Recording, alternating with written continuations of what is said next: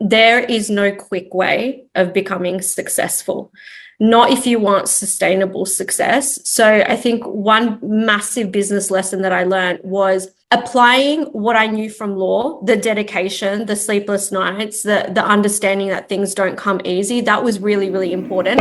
Welcome to the Inspired to Thrive podcast. I'm your host, Phoebe Lay, and in each episode, I will be sharing with you insights from either an inspiring person or myself to help you thrive and shine online and in person. We talk about all things marketing, relationships, money, business, growth, mindset, and more. So thanks for tuning in, and I look forward to seeing you inspired to thrive. Hello, everybody, and welcome to another episode of Inspired to Thrive and Shine. Today, I am joined by Angelica Kopec, a powerhouse in the world of business transformation and strategic growth. She is a lawyer turned elite mentor, a business strategist, and a multi-venture partner. Angelica has built and scaled ventures across a variety of industries from luxury cosmetics to FinTech. And named a Forbes 2024 success story, she brings over a decade of senior level experience and insight, balancing her top-tier virtual assistants academy with cutting-edge technology to achieve remarkable business results. Angelica is an active member of the Forbes Business Development Council, and she brings over a decade of top-tier experience. Known for her unique ability to combine traditional marketing insights with the latest in tech innovation. Angelica, it is so good to have you on the show. Welcome. Thank you so much. That was a mouthful, wasn't it? Well, it does happen when you have been through so much and have such massive amount of experience under your belt. You've done so much already in your life, and I'd love to start by introducing to the listeners a little bit about how you began in business. Your career started off in law, and now you're a powerhouse entrepreneur. I'd love for the listeners to know what made you take that leap. Yeah, well, it feels like I've lived a few lifetimes in one, that's for sure. Well, starting off from my time at university, I guess it's different in every country, but in Australia, if you want to be a lawyer, you have to study a double degree. So I did law and international business, majoring in internet marketing, which back in those days, everyone thought that I was crazy. What is internet marketing? You know, what even is this? Why are you studying this? It's a risk. And when I delved in, I realized really early on that as much as I loved law, it's not where my passion was. And I knew that I could make much more of a mark in business, but having that legal background was going to make sure that I could take the right risks and no one could kind of manipulate me in certain situations. It's really important to know a lot about law. So quite early on, knew what I was going to do, didn't really know how I was going to make that leap. And it's not something that you really consider when you're fresh out of uni. You just kind of take any opportunity that comes your way, right? But having that entrepreneurial spirit, I guess I have my parents that came from communist Poland. They had to kind of make their own way through life. And it was never scary to me to take risks. So when I saw a job that was going up, I think it was like a national operations manager or something for an online business. And again, back in those days, to have an online business was almost unheard of. I applied for that role. And I remember at the time I had someone say to me, "Who's going to give you that job? You're fresh out of uni." But they had said to me, "What makes you think that you're going to get a national operations role in business when the majority of your experience is in law?" And that was kind of the trigger point for me where I was like, you know what, just watch me. So basically, I went into the meeting and I said to them, look, you have two options.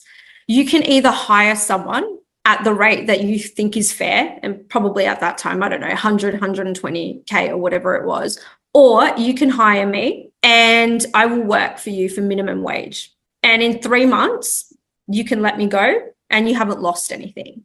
Within 3 months, I became general manager of that company and I stayed with them for 10 years and I helped build their database. And then by the time I left, I think we had 33,000 businesses. I was probably a really big catalyst for the demise of magazines because we were transferring a lot of our marketing and promotions online. I had a lot of phone calls from people that I admired that were really threatened by what I was doing. I think that was the catalyst for me realizing, wow, like there is nobody around you that's going to support you. You need to support yourself because no one is going to want to collaborate with you when they're in competition with you. And potentially you can be the reason why they lose everything.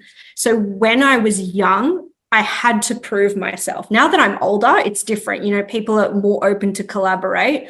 But when you're young and when you're in competition, it's a little bit of a different landscape, I guess you can say. So that's basically how it started. You know, I went from law, went straight into business, made a name for myself, sleepless nights, working a lot. Although it was in a more of a female industry, you still feel, you know, you feel like you're young, you feel like you're a girl in a man's world, regardless of what industry it is, because anytime that there's somebody that's above you, that's in a C-suite and they say something and they're male and they dominate, you never feel like you have much of a voice. Yeah. In saying that, I had an incredible chairman who was my biggest cheerleader and my biggest support. And I think the turning point for me was we had a really big meeting with a really, really big partner. And I walked into this board meeting and the chairman had some interesting words to say with the partner of this business. And suffice to say, it didn't go in the way that they thought it was going to go. And the chairman actually left that meeting and he left me to head that meeting. And I was so nervous. I think I was 26, 27 years old. So if you can imagine walking into a boardroom where it's glass everywhere, it's like walking into Google office, right? I'm the only girl in this entire office space and everybody else is a lot older than me. And I'm now having to head this meeting. And we secured the contract. And I walked out and I looked at my chairman and I was like shaking. And I said, what, you know, why did you do this? Like, what is going on? I can't believe that you did this. I can't believe you risked it. And he turned around and he said to me, you were either going to sink or swim. And I knew you weren't going to sink. Wow. And that changed everything for me. From that moment on, there was no mountain that was going to be too high. What a turning point. I love hearing these types of stories. It's honestly, like at the time, it would have been like, what the? I'm guessing that would have been so overwhelming and intense or insane. But I feel like when life throws you curveballs, and especially in your career, in your business, it's usually ultimately how we learn to rise up again. And that's obviously now led you to some really exciting ventures that have shaped your business. And obviously your mindset from then on hasn't ever been the same. What are some of the biggest business lessons that you've had in your early ventures that have really changed the course for you? I think the most important thing that people should know, especially with millennials coming up, is that there is no quick way of becoming successful, not if you want sustainable success. So I think one massive business lesson that I learned was applying what I knew from law, the dedication, the sleepless nights, the understanding that things don't come easy. That was really, really important, but also failure. If you can learn how to fail fast, then it's fine because everyone makes mistakes. You cannot start a business and not completely screw up at least one time. It's impossible. So if you are okay with failing and you understand how to fail, that's the most important thing. And also understanding that we are building a community. It takes a village to build a business. So just like if you have a child, it takes a village, right? Same thing with a business. It takes a village. So I learned really early on that networking and connections and having that was really, really important. And it was very, very strategic. So I think moving out of the mind frame of being just anxiety riddled, that was one of my biggest lessons in business, where am I somebody that's an employee or am I somebody that runs a business? So if I'm willing to make those sacrifices, then I can go into business. I love it. That's a huge transition. And a lot of people definitely struggle with that mindset and they carry it through into their business for a very, very long time, sometimes even decades. And obviously, thinking big allows us to really break through that glass ceiling. So I'd love to know, you've now started Brow Bible International. That's taking off and you've come up with some incredible concepts in business. What would you say are the key strategies that you find consistently effective in transforming businesses? So first and foremost, I didn't start Brow Bible. So Brow Bible was started by Jade Cook. She's the founder. However, I've come in to scale the business. So to answer your question, the identifiable factors of scaling a very successful business is creating a system and process that you can duplicate, right? So if we take, for example, Brow Bible, well, number one, the reason why I wasn't in cosmetics for a very, very long time, I was mostly in technology and other kinds of industries. The reason being is because I wanted to strategically present myself in other areas so that I wouldn't be pigeonholed in something like beauty, right? Especially when you have blonde hair and blue eyes, being pigeonholed in a certain industry, that's something that people need to consider. Like if you create yourself into an asset as an umbrella thought leader, do you want to be pigeonholed in a certain industry or do you want to open yourself up to create scalable success in different kinds of industries? So that's number one. But number two, the reason why I came into a business like this is because I saw the organic growth. So there was so much money that was coming in without putting ad money behind it. So we grew it to 40 million views. The company was already successful before we were coming into scale operations. But one thing I noticed, not just in this business, but a lot of my clients' businesses and a lot of the businesses that come across my table, is that you can only get to a certain point without having your operations automated. You really cannot get your time back. You can't be creative. If you're stressed out about time because you're putting in 8, 12 hours a day, 5 days a week, you cannot be creative. You don't have the time and the luxury to be creative. So I guess that's where the virtual assistants portion of She Knows Business comes in as well. I created a community of virtual assistants that are trained by me, trained by my team, and they execute things operationally to give us time back so that we can work on things and make them better. And that goes through every single department. So you have to understand how to streamline your creative assets.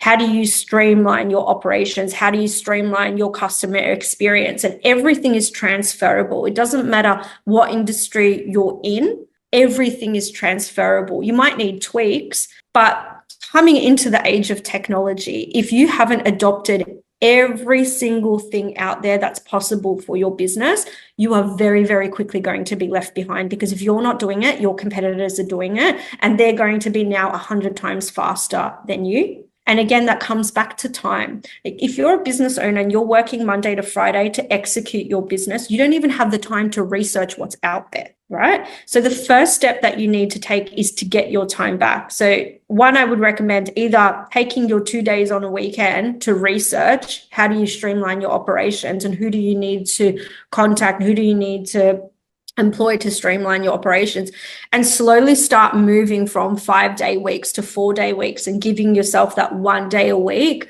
where you can really understand what it's going to take to scale your business. But yeah, if there's something specific you wanted to chat about in terms of what I've done with businesses, I'm happy to, but it really comes down to automation and streamlining your processes so that you can scale it. Yeah, absolutely. That is such great advice. I love that. You also run She Knows Networking and you offer high-level connections for women leaders. You've provided amazing referrals and connected women all across the globe. I would love to hear about some of these beautiful relationships that have developed. What have you seen? Like, what are some of your highlights, or what do you love about women in business coming together? Yeah, this is a big one. And again, I think it stems from the whole social anxiety that I had when I was younger. The reason why I keep coming back to that is because I think people look at me and they think that I'm a certain type of person and that they could potentially not be that certain type of person and therefore not grow in excess, right? But I'm an only child.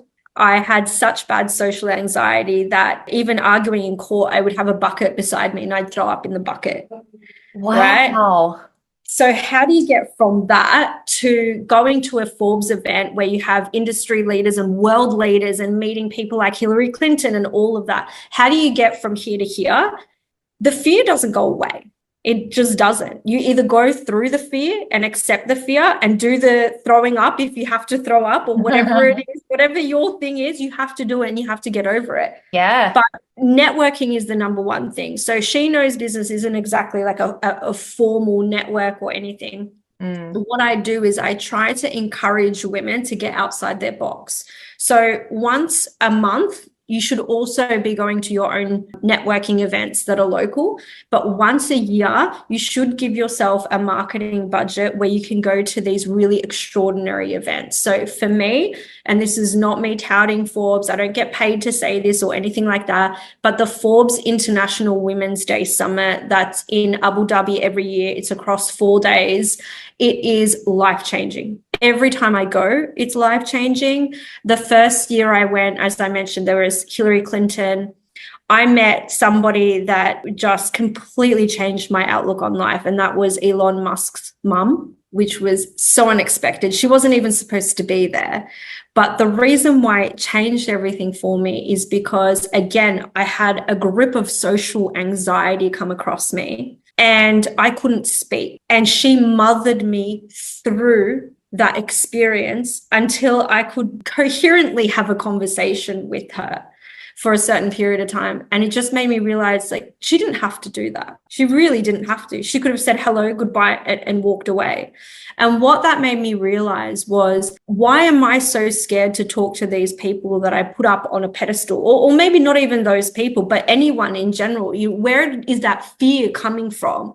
And again, it's that fear of not being good enough. The next year when I came back to Forbes, I remember I was asked to give a question for town hall. And all I kept thinking was, my question's not good enough. They're not going to choose my question. Why would I even bother? So I, off the cuff, asked a question.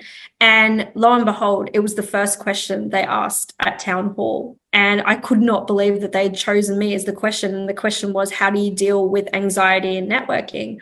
And that entire panel said, do you not think that we're up here just as scared as you? We were in the green room saying, oh my God, can you believe that we're on stage? And again, part of the panel are world leaders that are showing their vulnerability and saying, we're here to help you. You know, we're only one step ahead of you, but we used to be you. So use us. Speak to us. It's all about collective intelligence, and it's all about this exchange of energy. And if you help me, I help you, and I don't want anything in return, but I know that you're going to help somebody as well. So understanding that networking is like an exchange of energy, and it's not what can you do for me, it's what can I do for you. And I know that whether it comes through you or whether it comes through the divine universe, it's going to come back to us.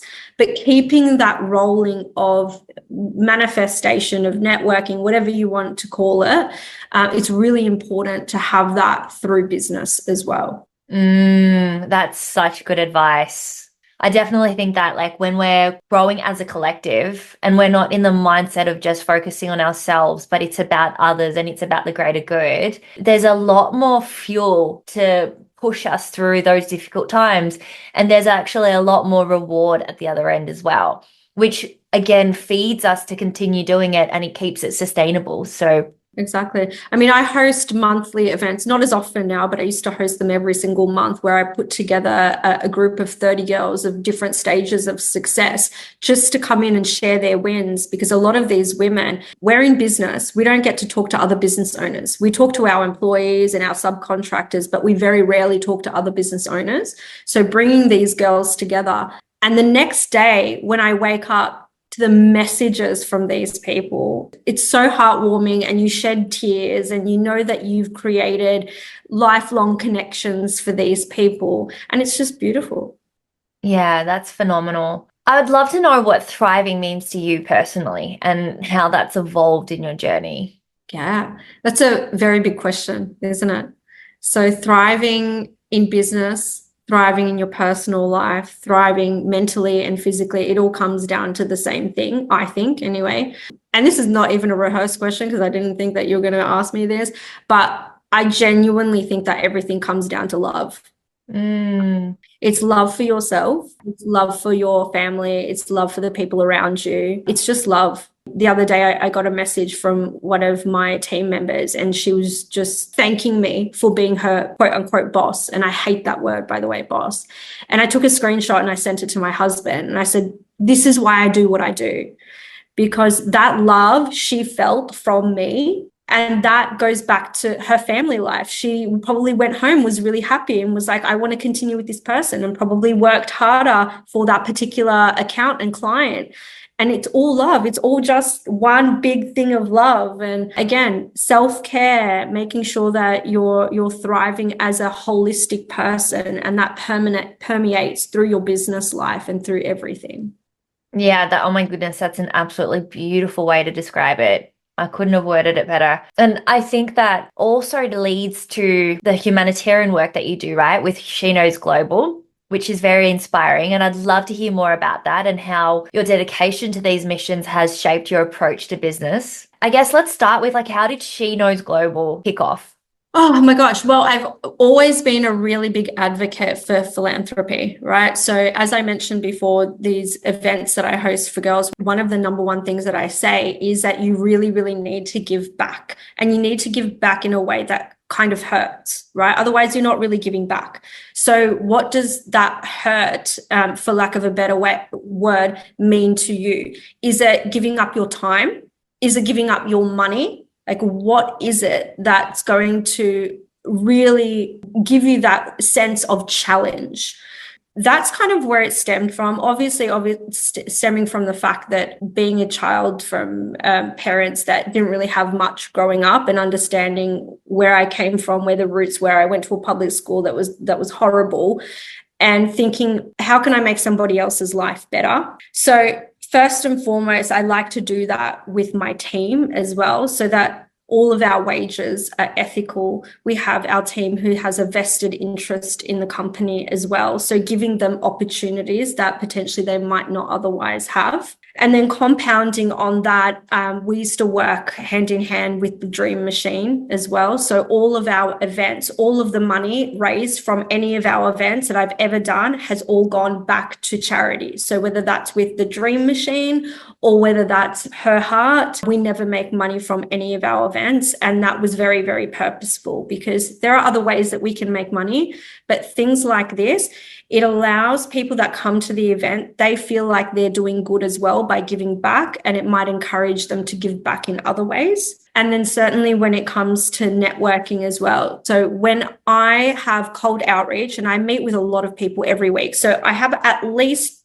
5 to 10, 15-minute meetings a day, which is a lot of cold meetings in a week.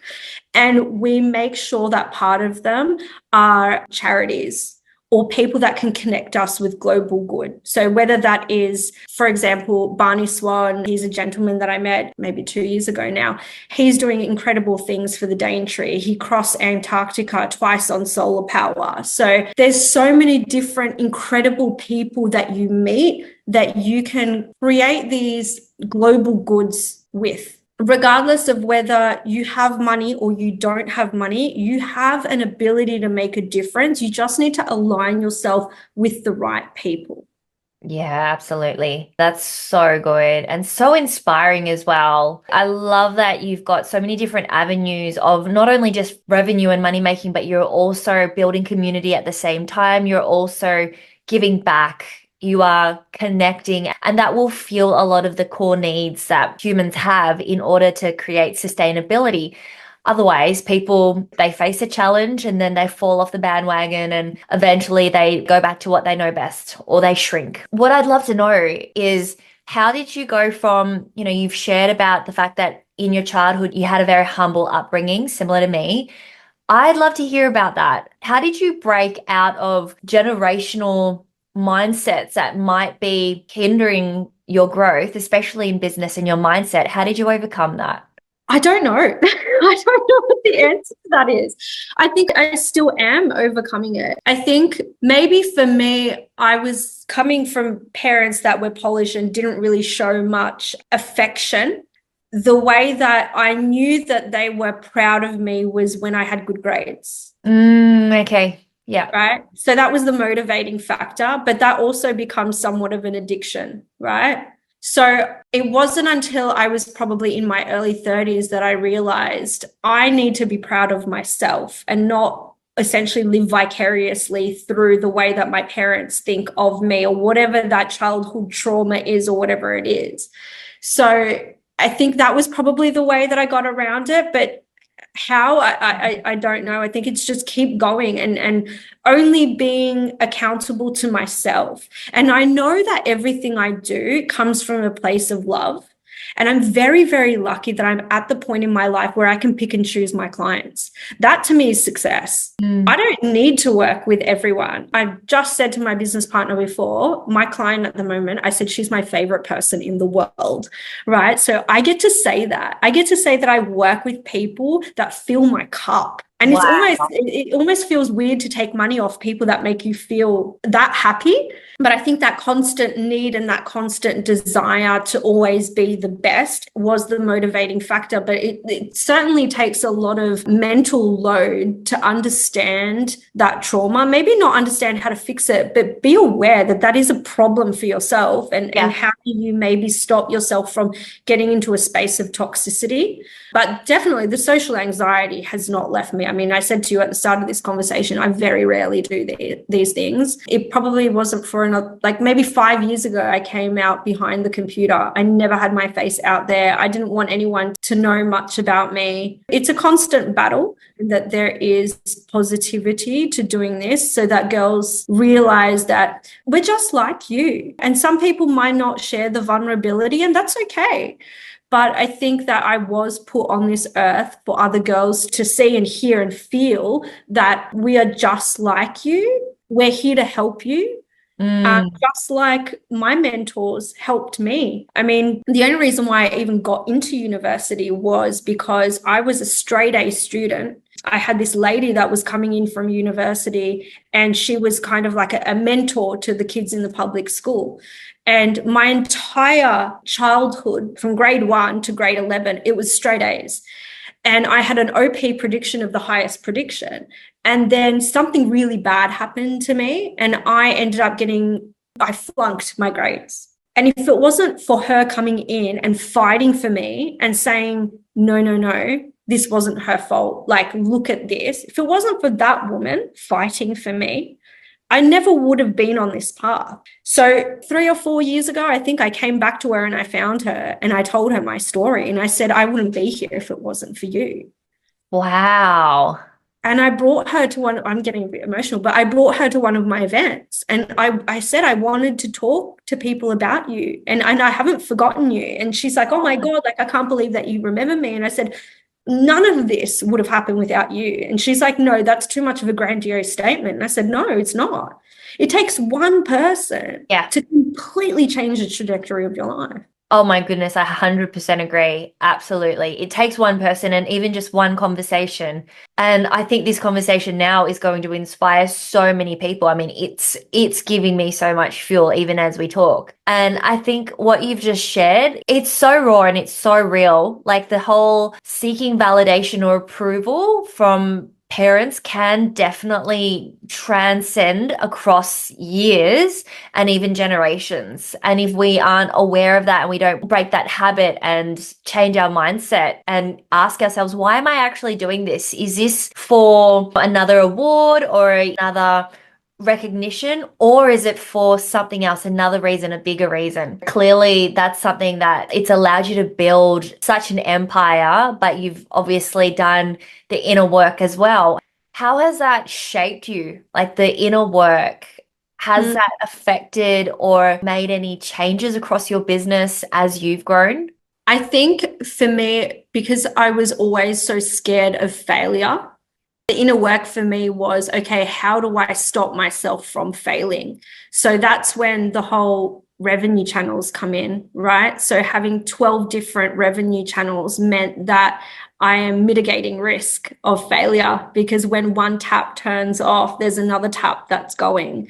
I think that really, really helped me in business. So again, it comes down to if you want to be an employee or whether you want to work for yourself, I always encourage people, even if you are an employee, to have different streams of revenue, because you never know what's going to happen.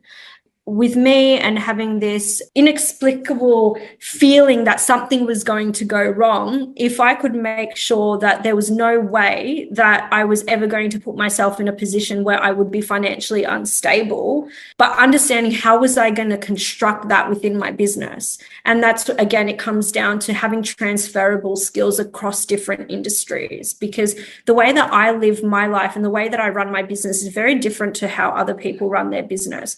There is this word called niche. I hate that word, and it's very controversial because a lot of people pitch the word niche. How I see niche is that you're creating a glass box around yourself. And for me, it also means that you're not challenging yourself. You're not growing exponentially. You're keeping to this one safe, little secure place, and you're not living the life that you could live. That's what I feel anyway. And when people say to me, what is it that you do? It's this human need for me to put things in a little box with a bright little bow on it and say, here, this is what I do.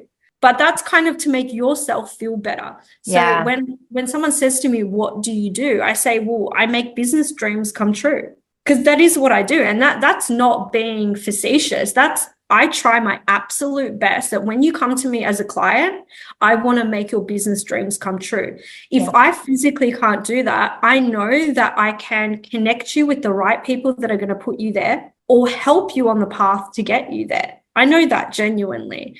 How do you say that in so many words? When you're pitching to somebody, it's a little bit different. But at the end of the day, we are humans before we are business. So think about who you are and what you're trying to do, and create your life that is in alignment with what success means to you. Not money success, but if you were to get paid the same amount of money to do whatever you wanted to do, what would that look like? That's so good. I love it. Amazing. You've definitely done a lot of different things in your life in business, and wow, 12 streams of revenue. That is so impressive.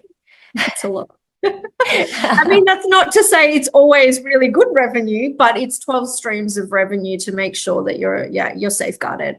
For those that are thinking about building a business, like for men and women that are listening to the show right now, and they are maybe in a full-time job, they're wanting to build a trusted brand, but they're looking at something, it might be even in a competitive market, or they've just got certain things that are holding them back. Perhaps they haven't established the concept yet. What advice would you give them? What would you say to someone that is maybe the younger version of you just starting out in business? Okay, so first of all, just start, right? So get a big piece of butcher's paper, or if you're a millennial and you don't like to use physical, whatever, however you do it, put your name in the middle and write out all of the things that you love doing. And then write out, what would your life look like in 5 years? Like ultimate life. If you close your eyes, you picture yourself waking up. What time of the day do you wake up? What do you do in the morning? And like go through that and then figure out, okay, what kind of business would I have to have that would be in alignment with that, right? So let me give you an example. A client will come to me and say, I want to make $1 million. And I say, well, we can do that. But do you know how much effort and time it takes to make $1 million profit? Not revenue, profit. You are going to be working very long hours. So the question is, do you want to make $1 million profit, or what is it that you actually want in your life that you think is going to take $1 million of profit? And they might come to me and say, well, I want a boat and it's going to take $1 million profit for me to buy a boat. I'd say, well, we don't need to do that. We need to create a business that will allow you to be on a boat for X amount of time a year. And that could be a content creator. It could be something in marine, whatever it is. First, figure yourself out. Don't worry about what you should do as a business. Figure out what you want for your life. That's the first thing. And then from that, go into, okay, what steps do I need to take to move me through that? And also, don't be scared of competition. If you have no competitors, it's one of two things. One, people have tried it and failed it. It's not worth it. The profit isn't there. So that just answers your question. The second one, you're starting a revolution, an innovative concept, and that's fantastic. The third one is if there's heaps of competition, great. They can't service everyone. Figure out how to do it better. What's your unique selling proposition? What do you do in a different way to that person, and put your whole heart and soul into it, and it will lead to profit. And the most important thing is, if you don't know about business or you don't know about scaling, get yourself a mentor. And if you don't have the money to get a mentor or a business advisor, either do equity for your business or go to someone and just say, look, it would honestly mean the absolute world to me if you can give me 45 minutes of your time once a month. You can actually change my life. They're not going to come back to you and say no to that. Like, honestly, they will not say no unless they're completely out of capacity. But if you have a good relationship with someone, or you cultivate a good relationship with someone, they will give you that time. Yeah, absolutely. Having a mentor is life-changing.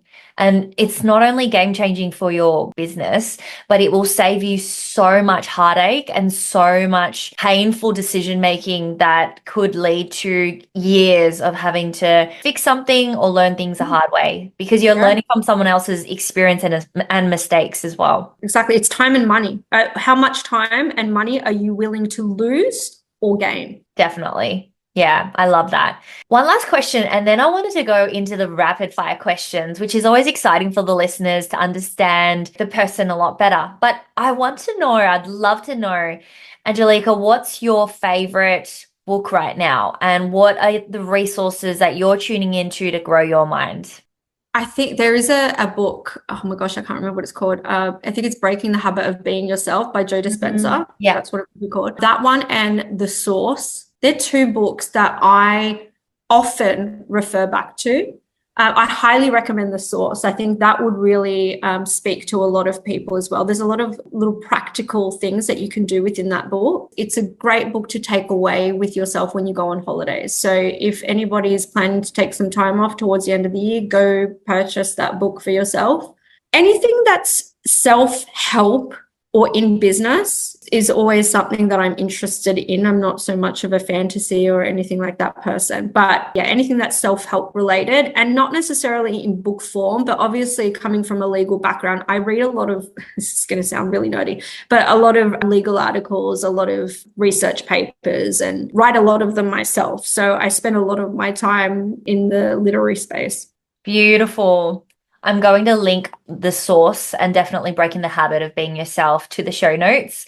The Source is a book by Dr. Tara Swart, and it will help people open their minds and change their life. Yes. Awesome. Well, I'm going to now ask you 5 rapid fire questions. They are just questions where whatever is the first answer that comes to the top of your mind is the correct answer. Shall we? Yeah. Okay, so if there was one thing that you cannot live a single day without, whether it's a physical object or something non-physical, what would it be? This is going to sound so silly, but it has to be my phone. It's where you communicate with people, right? I need to be able to communicate with my friends, my family, my partner. So yeah, apart from my family, but yeah, my phone. Would you say that if you were on holiday at the moment and you are taking a technology break? Yeah. It would be my husband, of course. Husband comes after the phone. I love it. Oh my God. Honestly, I should send you through a photo. There's a photo of me at our wedding and my husband's holding my flowers and I'm on the phone, like closing a deal. And everyone's like, this is just your life in one photo. Okay. So question number 2 is, what or who inspires you to do what you do today? I know you've kind of answered that, but yeah, what would you say is the one thing that inspires you to do what you do? I would say my dad. Wow. Beautiful. Yeah, they're special. Dads are very, very special.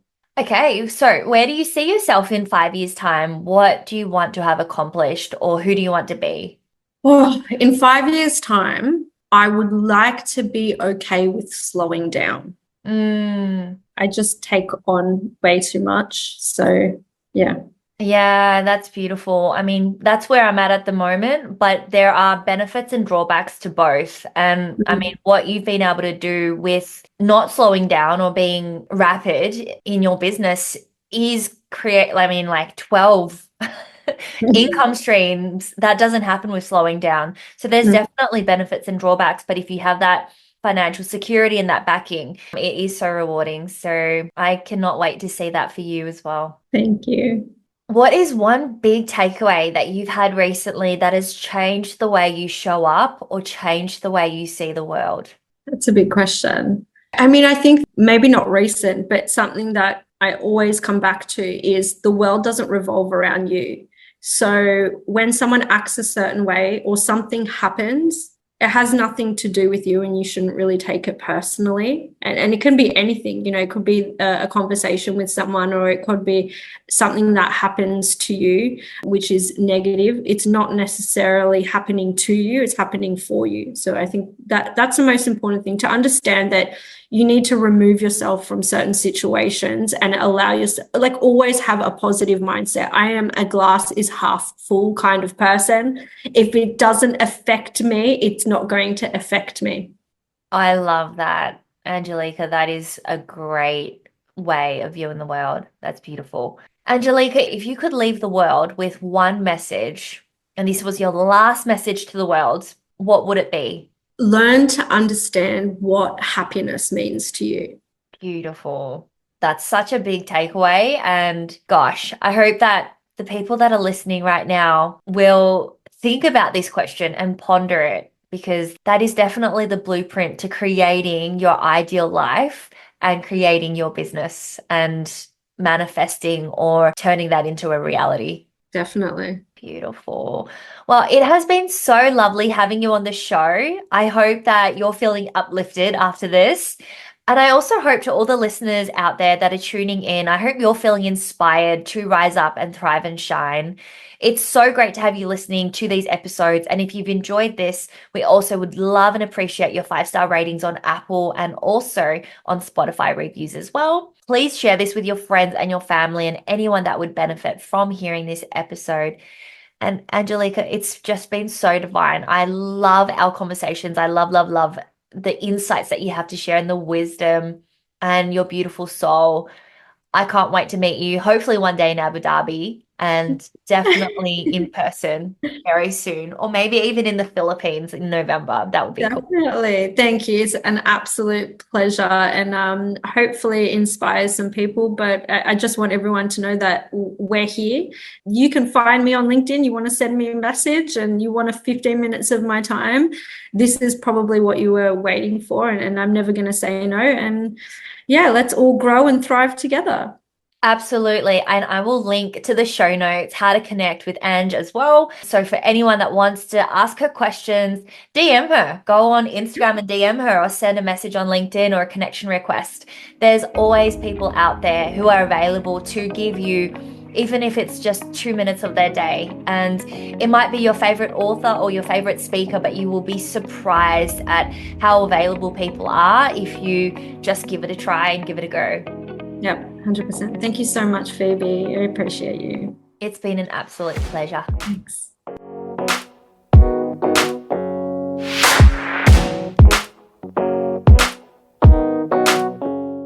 So thanks for tuning in, and I look forward to seeing you inspired to thrive.